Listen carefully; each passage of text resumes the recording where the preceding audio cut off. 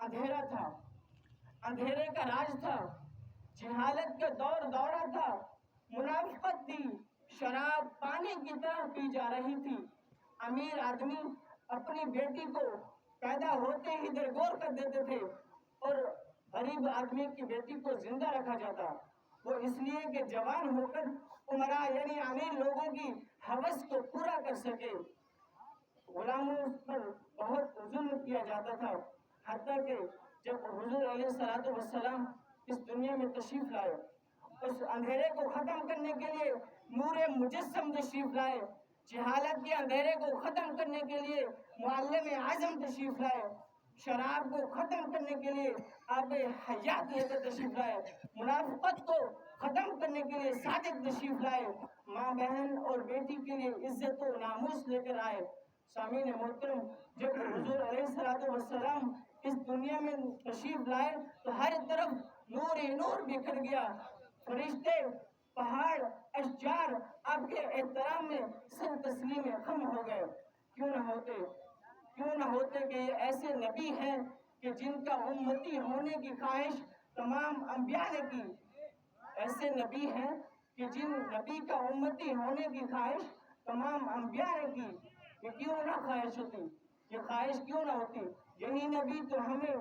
شفاعت فرمائیں گے، یہی تو ہماری شفاعت فرمائیں گے، یہی تو ہمیں حوض کوثر پلائیں گے، یہی تو ہمیں بخشوائیں گے۔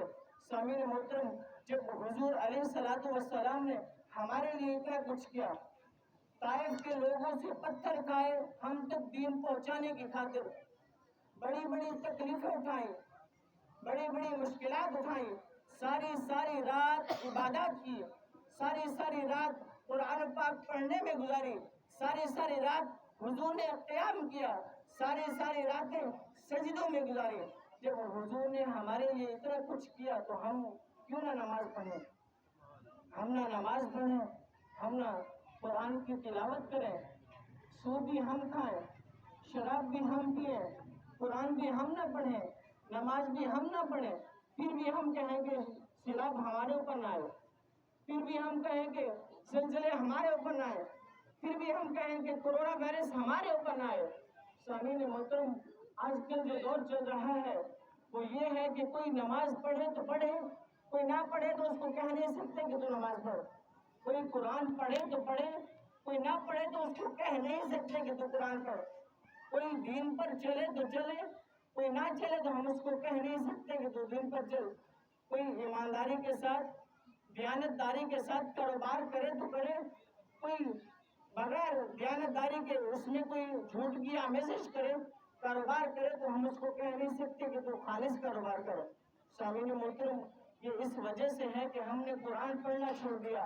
حضور کی تعلیمات پر عمل کرنا چھوڑ دیا، حضور کی سیرت کو پڑھنا چھوڑ دیا۔ آج وقت ہے کہ ہم اپنی اولادوں کی، آنے والی نسلوں کی فکر کریں، آنے والی نسلوں کو قرآن پڑھائیں، آنے والی نسلوں کو حضور کی سیرت پڑھائیں،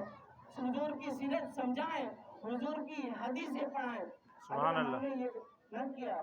اگر ہم نے اپنی اولادوں کی،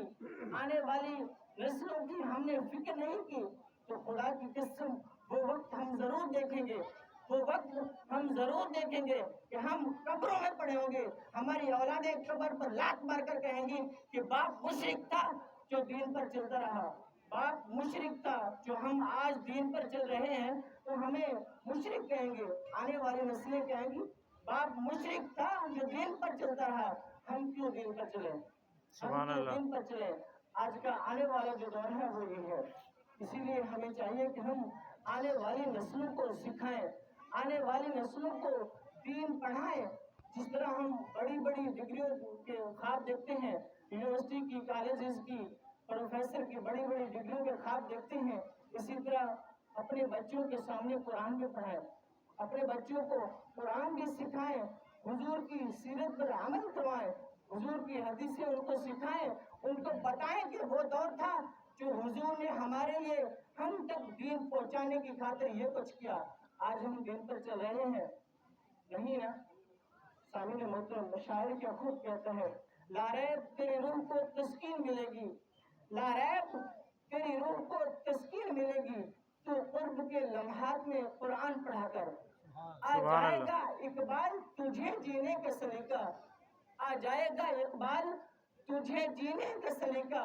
تو سرور کونین کے فرمان پڑھا کر، سبحان اللہ، سرور سبحان اللہ۔ کونین کے فرمان پڑھا کر، سبحان وآخر اللہ۔ دعوانا ان الحمدللہ رب العالمین۔